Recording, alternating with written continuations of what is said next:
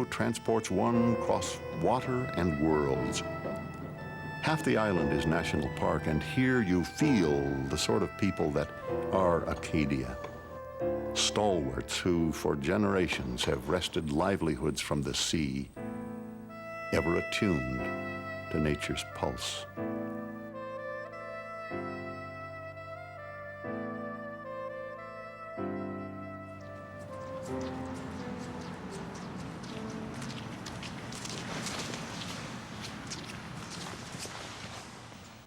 Yet another Acadia is winter.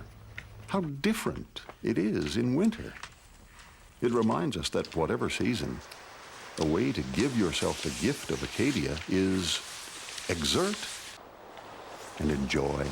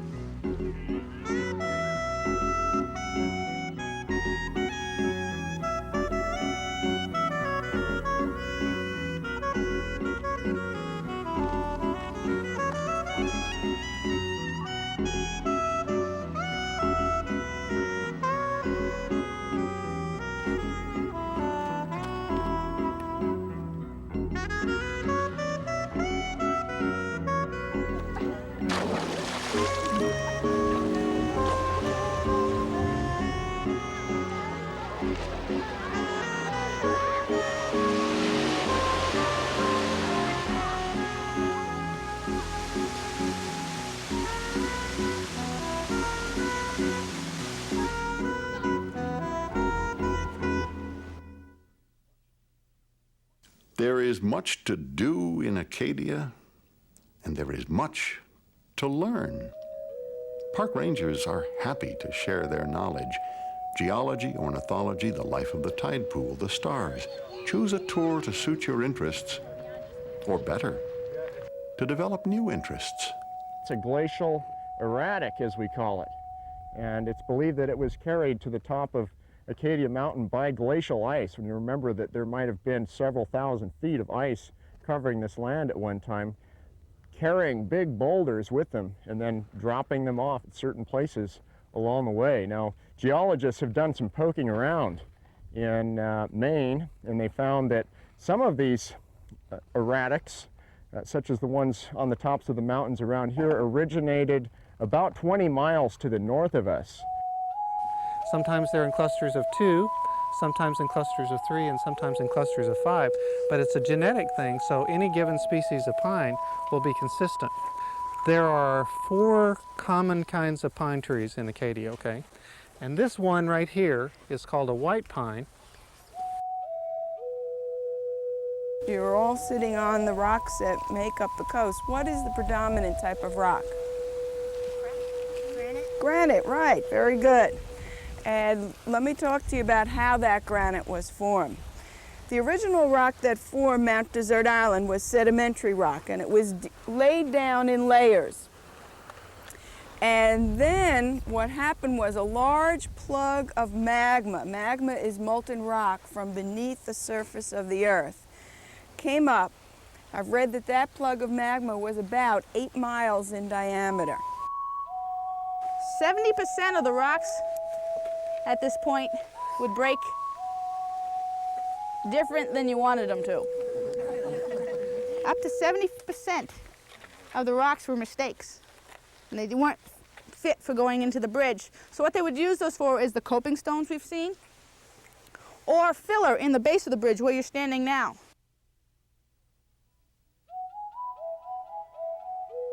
You know, if they build a bridge today, you'd have the bridge end, right?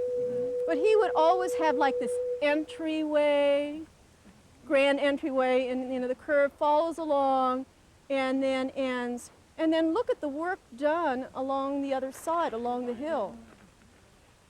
All of this, all as we walk, those are called coping stones and just foundation stones to prevent erosion and to keep that road as it is so no erosion would occur. Roads, but also about the way that his bridges were constructed. And actually by this time the stone makes Much to learn, and the learning is one more way you give yourself the gift.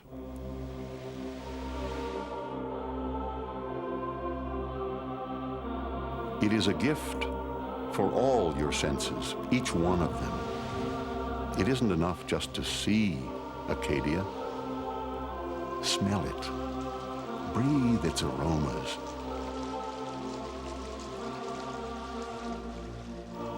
The Christmas scent of balsam fir.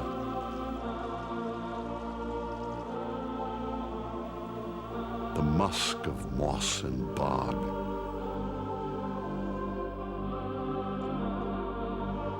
The tang of the sea.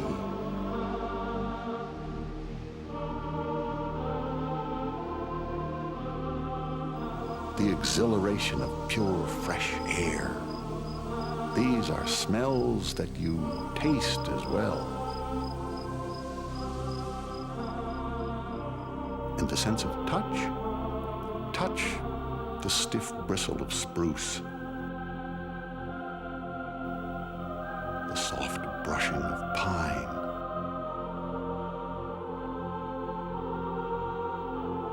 The grain of granite.